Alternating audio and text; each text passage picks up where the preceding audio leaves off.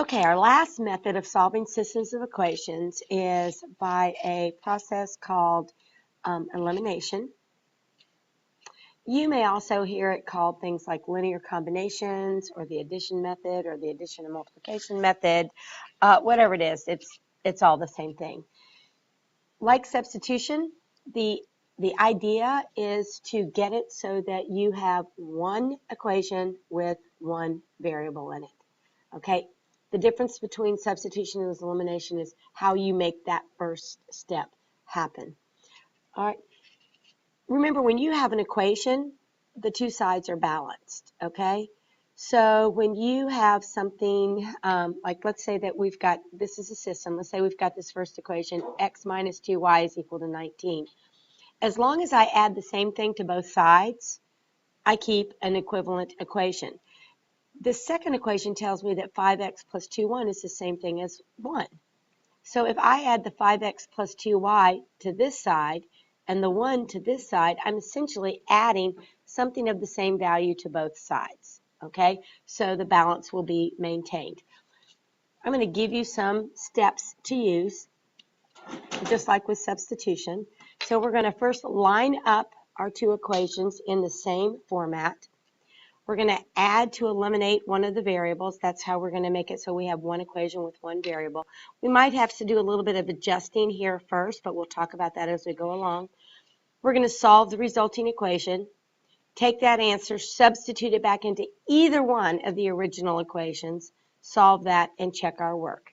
Okay?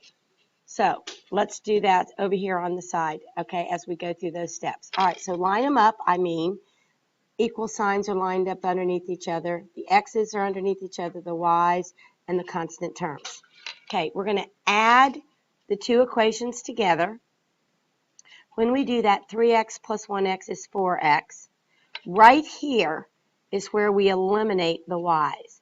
Negative 4y and a positive 4y, that's 0, that's gone, that's eliminated. The equal sign drops down, and this gives me an 8. Okay, so that's line them up. Add them together to eliminate one of the variables. Now I'm going to solve this. So I'm going to get x is equal to 2.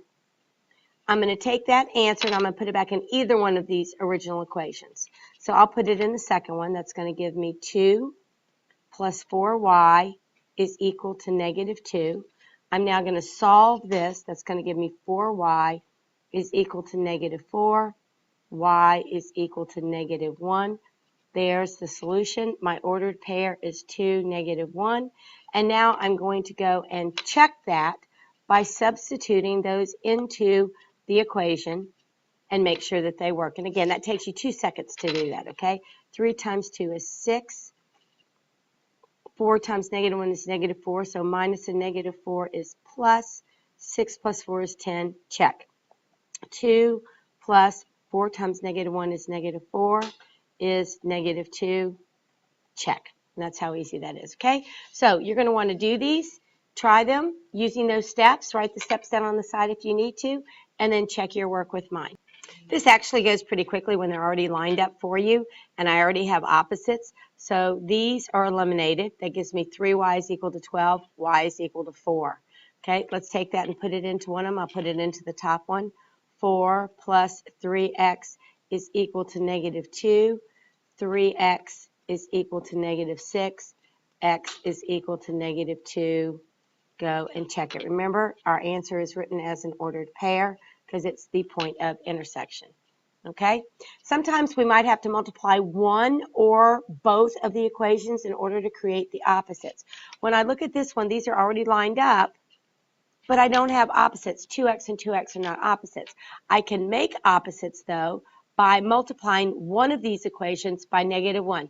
You do not have to multiply both equations. And if you do multiply both equations, you don't multiply by the same number. So I'm going to multiply everything in this top equation by negative 1, which is going to change this sign, and this sign. Now I'm going to add them together. That's gone. That's eliminated. That's going to give me negative 6y is equal to 18. Divide both sides by negative 6. Y is equal to negative 3. Okay, this one actually goes faster, doesn't it? Take the negative 3, substitute in either one of the. Okay, now we're going to take that and put in either one. Let's put in the top one. That's going to give me 2x plus negative 3 is equal to negative 5. Add 3 to both sides. 2x is equal to negative 2. X is equal to negative 1. There's my solution, negative 1, negative 3. Check to make sure that it works. Okay? All right, and this one, they're all lined up. Now, I don't have opposites for the x's or the y's. You decide. I can either multiply everything on the top by 3 to make opposite of the x's, or I can multiply everything on the bottom by negative 2 to make opposites for the y. It does not make a bit of difference. So I'm going to multiply everything on the bottom by negative 2. That's going to give me a 6x minus 2y is equal to 10. I didn't do anything to the top equation, so it's going to stay the same. All right, that's eliminated right there. That gives me 7x is equal to 21. X is equal to 3. Take the 3, put it into either one of the equations for x. 3 plus 2y is equal to 11. Subtract 3 from both sides. 2y is equal to 8. Y is equal to 4. Okay, so my solution is 3, 4. All right, this is our last one. I made sure that this had everything in it that you had to do. So the first thing we need to do is line them up. They are not lined up. All right, so I think I would like to just add 2y to both sides here to get the x and the y on the same side. So that's going to give me x plus 2y is equal to negative 4. The top equation is negative 3x plus 4y is equal to negative 18. All right, I need to decide whether I want to get rid of the x's or the y's. Again, I can multiply everything on the bottom by 3 if I want to get rid of the x's. Or I can multiply everything on the bottom by negative 2 to get rid of the y's. I think I'll just go ahead and multiply everything down here by 3. That's going to give me 3x plus 6y is equal to negative 12. The top equation stayed the same. That's negative 3x plus 4y is equal to negative 18. Add those together. This is eliminated right here, gone. That's 10y is equal to negative 30. Y is equal to negative 3. So now I'm going to take that. I'm going to use this second equation right down here. And I'm going to put the negative 3 in place of y. So that's going to give me x is equal to negative 2 times negative 3 minus 4. That's 6 minus 4. X is equal to 2. And that is